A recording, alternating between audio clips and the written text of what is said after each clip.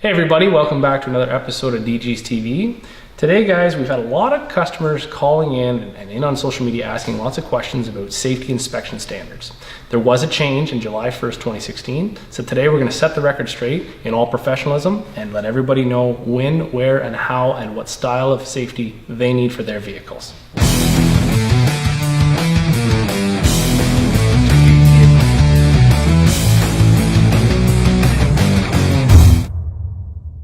So what is a safety? Well, in the province of Ontario, we have MVIS, which stands for Motor Vehicle Inspection Station. So DG's ProTech being a certified one, and there are hundreds of certified stations all over Ontario, perform these inspections on vehicles to make sure that they are safe for the road and that everybody's not having accidents on the road that cause problems for people that could be life-threatening.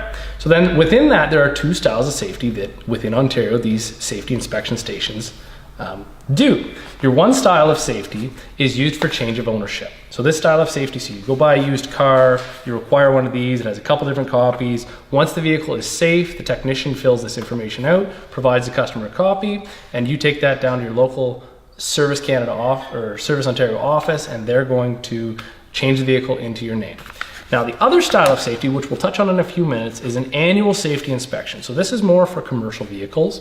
It is a safety that's done annually to keep all commercial vehicles, which we assume are running more down the highways than your regular personal vehicle, and keeping those guys safe down the road. Now, this is also the same safety that's used for any trailer applications.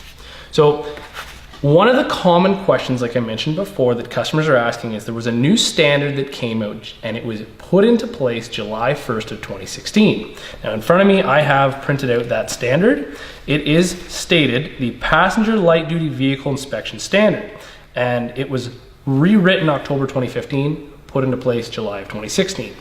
We also have the old standard. The old standard was written, it was Regulation 611. It was last updated in 1990.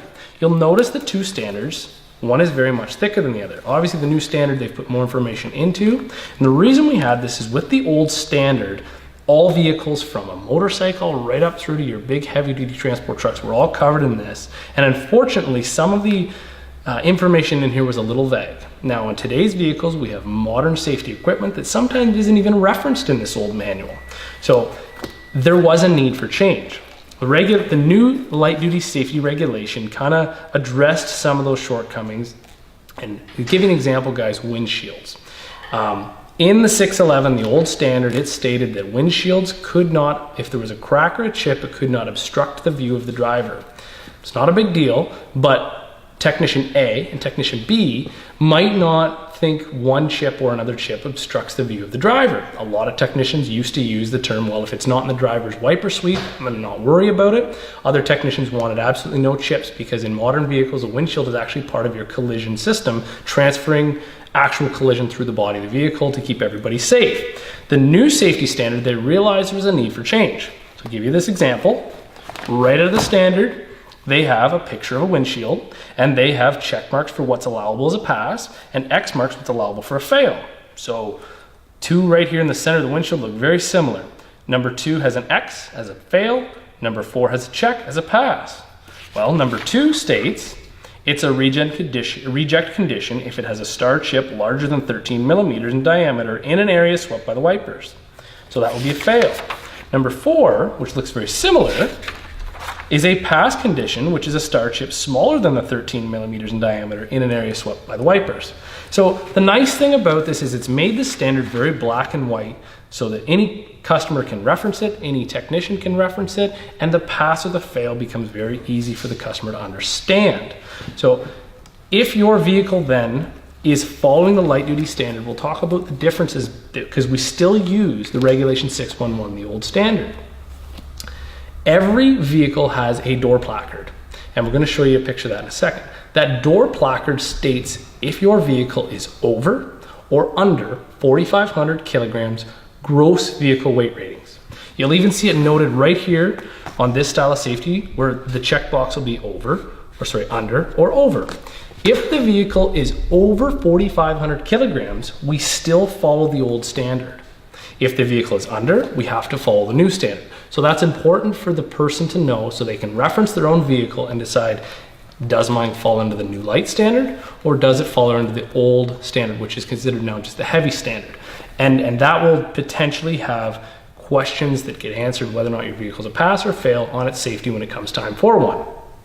Now let's talk about commercial safeties for a second. Commercial safeties are generally for vehicles that are over 4,500 kilograms only. So you have a pickup here beside me. It's an F-250. It's a 2008. It's a 3/4 ton vehicle. That vehicle is 4,536 kilograms. So just over that standard. So that truck, regardless of if it's commercial or personal use, will require one of these annual safeties yearly. Now that ruffles a couple feathers because we have lots of customers, as other shops do, driving 3/4 ton-ish size vehicles that are just over that same size, just over that 4,500 kilograms gross vehicle weight ratings, and it's used for personal use only, not commercial. If that customer chooses to drive that vehicle with no annual safety, obviously it'd be cheaper than getting a safety every year, that's absolutely fine. However, it's not absolutely legal. If you had a roadside inspection by a vehicle M2 officer or an OPP officer, they can charge you for having that. It's really on the discretion of the officer. They have told us as an inspection station, we need to make sure that we're explaining that to customers because a lot more customers are driving these heavier vehicles for personal use. Second reason you would potentially need one of these stickers is if your vehicle is under 4,500 kilograms, however, still used for commercial use only. Give an example, a delivery vehicle. You have a vehicle that is owned by a company, it's a commercial vehicle, it's delivered, and it's a Ford Focus or a little Mazda car. That car technically, legally requires one of these stickers because it's commercial use only, and it's an annual inspection. And the reason that is because, again, we've said that car's probably gonna be on the road more than just your personal vehicle. Other reason you would need that safety inspection on a vehicle that's under 4,500 kilograms gross vehicle weight rating is if it's pulling a trailer in combination that pushes its weight rating above the 4,500 kilograms. Let's give you an example. You've got a half-ton pickup that probably has about a 35 to 4,000 pound gross vehicle weight rating, yet it's towing a commercial enclosed trailer, let's say a plumber, an electrician, towing one of those vehicles, that will push the combined weight over. Therefore, the truck and the trailer must have an annual safety inspection that is valid.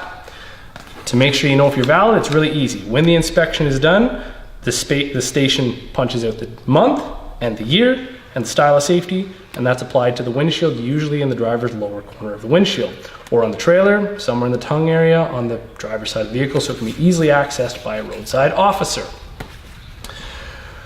So that should kind of keep the commercial safety thing at bay so guys can understand that. Bumping back then to a light duty inspection for an ownership change like this, the new regulation also states that shops must fill out a piece of paper like this that is a passenger light duty vehicle inspection report. They want the customers educated. They want you, the customer, understanding what you're paying for in a safety and what we found. So we might do one of these inspections and we might find that your vehicle's brakes are below the minimum threshold. And we're gonna note that on that. We're gonna give you a copy of that, probably with an estimate to repair your brakes, and provide it to the customer. There's 2 copies, we keep a copy, you keep a copy. It goes right down to actually measuring tire size and tire brand on there as well.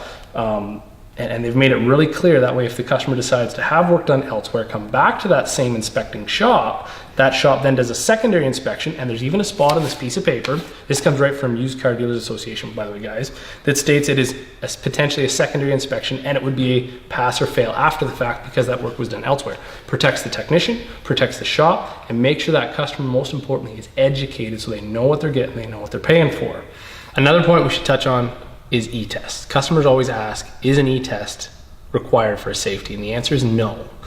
Safety regulations state that the exhaust must exit after the cab, so we don't have carbon monoxide in the cab and have no exhaust leaks until after the cab. It does not state anything about emissions or emissions equipment. Drive Clean Ontario is a totally separate company from the company that administers your safety information.